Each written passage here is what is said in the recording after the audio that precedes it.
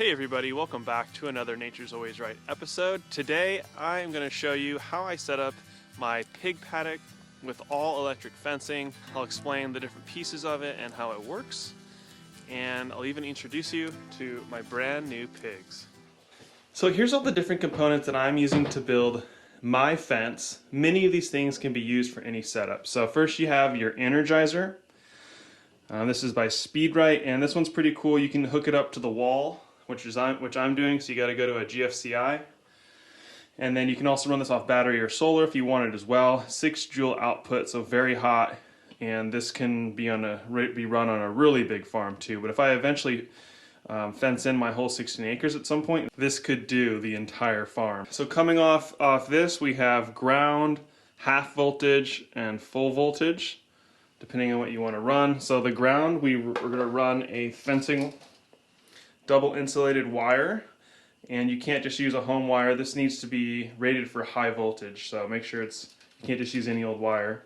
So that will run out, and I have 3 6-foot steel galvanized grounding rods, and we'll be setting those 10 feet apart.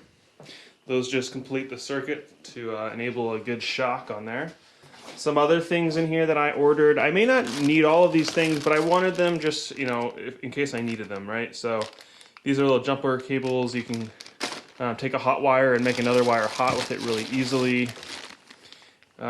These wires are cool. You can hook it up to the green and red, and then I can just hook that up to my battery that I got. I got a backup battery that, if the grid goes down for a day or two, I won't be completely screwed. And I can even hook that up to a solar panel someday if I want. These are really neat. You can hook up your polyline. Polyline is what is shocking your animals. That's what I'm going to use. You can use high tensile wire or other options as well. So you can hook up your polyline to this and use this as a handle to transfer power, but then allow yourself to get in and out easily. The yellow ones are for if you just want to hook it up to a fence and not have a transfer of electricity. I'm going to be using all step-in post, and I'll be running a 2-wire system.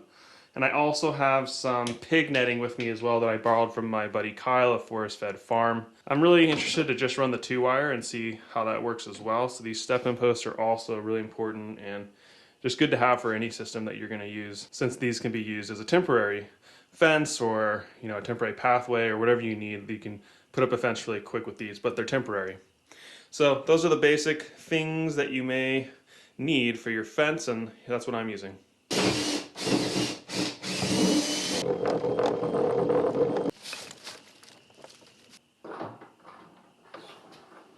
I'll just hook up my ground and screw this on. So now I have it hooked up basically where I want it. So now when I go out and put in my ground posts and all that, the lengths are already pre-measured.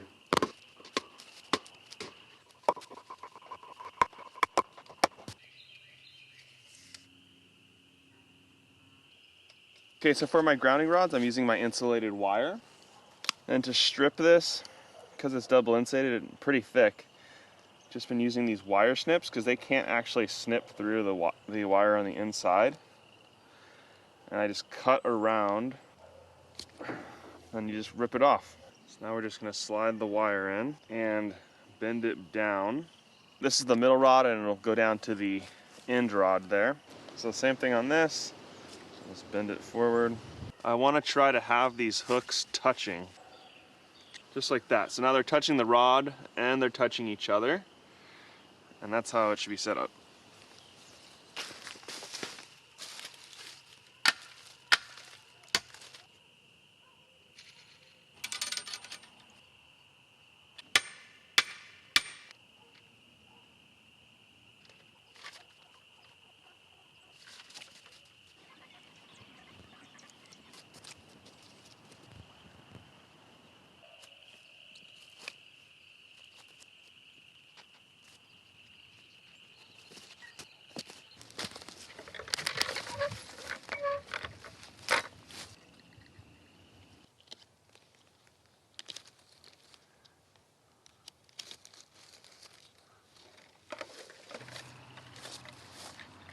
Okay guys, now that the fence is all put together, let me walk you through everything from the Energizer all the way back through the entire fence so you can see each little detail and how I did it.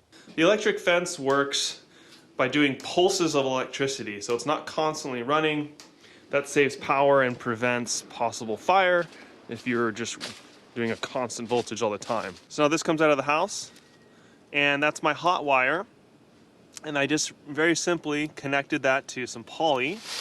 And this is my little cheap voltage tester, and I can see that it's hitting 8 kV, 8,000 volts, or it could even be more than that, since this is such a hot Energizer.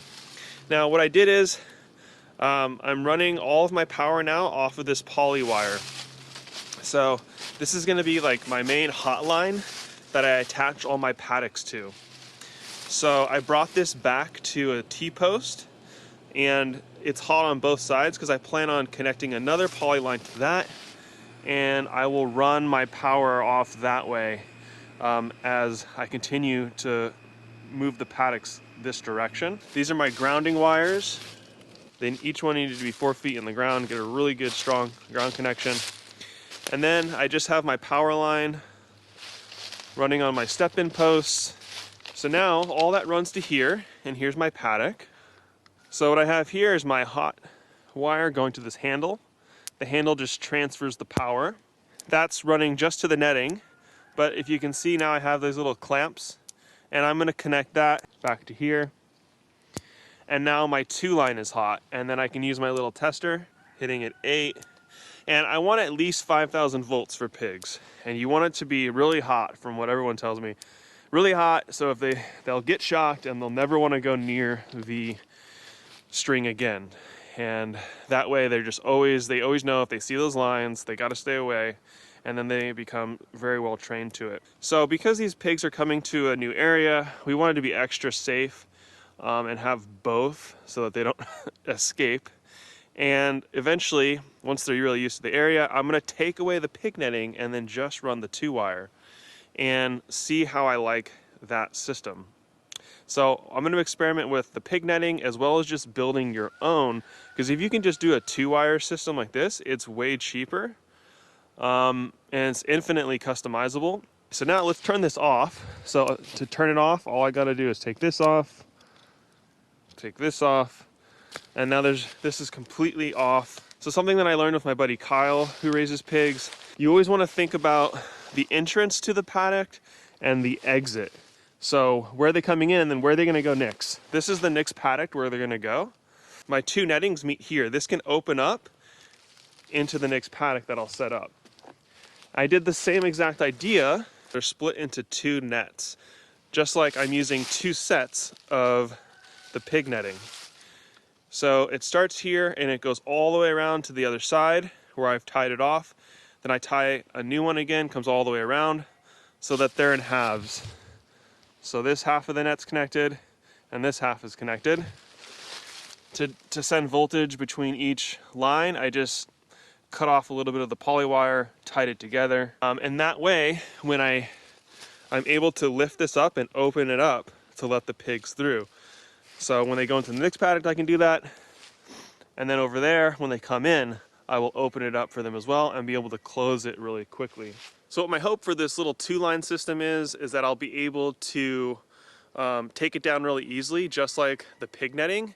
I can just walk and take half the net, move it to the next spot, and do the same thing with the other one, and then set it up really quickly again. I'm basically trying to figure out if I can set up a 2-wire system that's almost as easy and as dealing with the netting. The netting can get tangled. It can be a little bit annoying, but as you get used to working with it, I'm sure it gets easier and easier, and those mistakes happen less and less. I didn't look at that many videos. I'm sure this has already been figured out by people, but I learned the best by just doing it myself and figuring out how it all fits together, how it all works, and then that allows me to kind of calculate and figure out in my mind, like, okay, well, this is the way I need to do it, and so that's why I'm doing this. So this idea might not work, or I might need to adjust how I'm setting up this system. So when I go to collect these, maybe it'll get loose, and that won't be good for when I expand it back out to make another paddock. So maybe I need to tie a knot.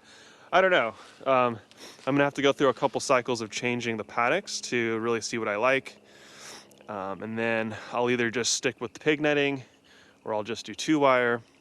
And one thing that's really important about the electric netting is you want to make sure it's pretty clean all around the fence. You don't have a bunch of sticks just laying on top of the netting or the wires so that it doesn't ground out your electricity. And the stronger your Energizer, the more it can kind of punch through and send the voltage through. But when you're setting up your paddocks, you got to make sure that it's pretty clean and nothing major is laying on them. So here's the piggies. They are red wattle crossed with old spot, Glycester old spot. Got them from my buddy Mayfield Pastures. I did a recent video all about his regenerative farm business. And they're just going to work already. So this is what's so cool about pigs. Look at what they've already done to the ground. So they're like little mini tillers. And then I'm gonna come through later. I can plant whatever grass I want. I can plant cover crops, all sorts of fun stuff. Bring in chickens afterwards. So it's gonna be real neat getting to set these guys up.